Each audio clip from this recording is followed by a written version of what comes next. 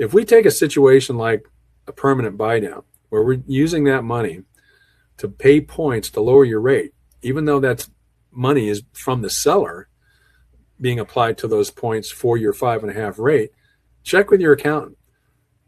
I believe you can still write off those points in the year that you bought the house. That's a substantial tax benefit.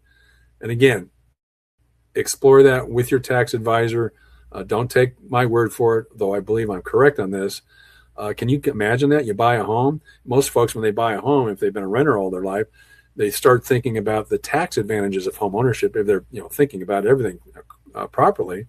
And here is an example of what could be a very, very good tax benefit a lot of folks don't even think about. So again, even though you're using a seller's money to pay points to lower your rate by 0.75%, you still get to deduct those points. And in this example, the points to get down to 3.5 to 5.5, it's over 3% actually. It's actually closer to 4%. Because again, it's off the loan amount, not the price. So when you factor that in, then it really becomes a great opportunity. You more than double your monthly savings on your mortgage, and you've got this hidden tax benefit that you didn't even know was there, that wouldn't be there if you simply got a lower price from the seller, that same 3% concession off the price, rather than dollars, paying points that you can deduct, even though it's the seller's money you're using to pay those points. And then you get more than double the monthly savings on the more than double of the monthly savings in terms of the payment. So to me, that's a very good example of a better way and a hidden way that most folks need to think more about.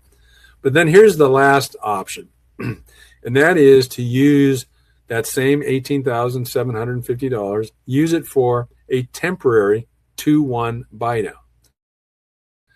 Now, what does that mean? A temporary 2-1 buy down, what you're going to do is you're going to still, again, offer that full price, $625. You're still going to have that loan amount at $500,000. But what's going to happen is you're going to get yourself a interest rate the first year that's going to be 2% below the note rate. Instead of 6.25, you're going to make a payment based on 4.25. That's a 2% reduction, right? It's a subsidy. You're using the seller's money to subsidize your interest rate and your payment for that first year. So that first year at 4.25, not 6.25, what happens to your principal and interest payment? It drops to $2,460.